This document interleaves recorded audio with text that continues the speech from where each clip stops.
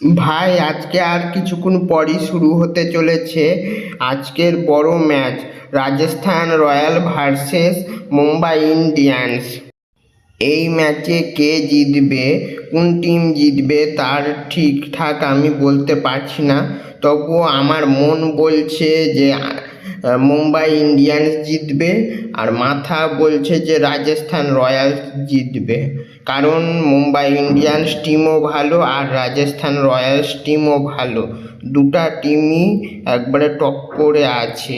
এখন কোন টিম জিতবে দেখা যাক।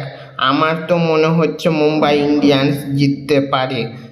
লাস্ট অবধি দেখা যাক কোন টিম জিতে। আজকে মুম্বাই ইন্ডিয়ান্সের টপ 4 ব্যাটসম্যানদেরকে ভালো পারফরমেন্স দিতে হবে।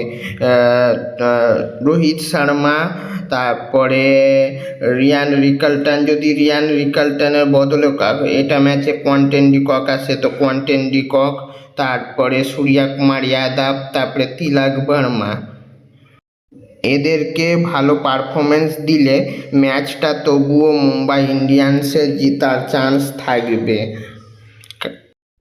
কারণ আরআরের দলে ভালো প্লেয়ার, ভালো ব্যাটসম্যান আছে শুরুর দিকে।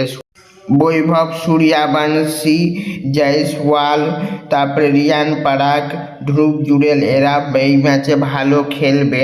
তাই এদিকে মুম্বাই ইন্ডিয়ান্সের রোহিত শর্মা, রিয়ান রিকালটন বা কোয়ান্টন ডিকক আর সূর্যা কুমার যাদব, তিলক বর্মাকে ভালো খেলতে হবে। তারপরে হার্দিক পান্ডিয়া, সার্ফেন রাদারফোর্ড, নামান ধীর, মিচেল স্যান্টনার, এদেরকেও ভালো খেলতে হবে। আর ট্রেন্ট বোল্ট, দীপক চাহার, তারপরে জসপ্রীত বুমরা, তারপরে শার্দুল ঠাকুর বা মায়াঙ্ক মার্কান্ডে, যতজন প্লেয়ার আছে ব্যাটিং বলিং কিপিং ফিল্ডিং সব কিছুতে ভালো পারফরমেন্স দিতে হবে। আমার মন বলছে যে মুম্বাই ইন্ডিয়ান্স টিম জিতবে, আবার মাইন্ড বলছে যে রাজস্থান রয়্যালস টিম জিতবে। আর আমি যেইটুকু বলছি যে মুম্বাই ইন্ডিয়ান্স টিম জিততে পারে আমার প্রেডিকশন অনুযায়ী। এখন দেখা যাক, দুটা টিমই টক্করে আছে, দুটা টিমই ভালো আছে। এখন দেখা যাক কোন টিম জিতে।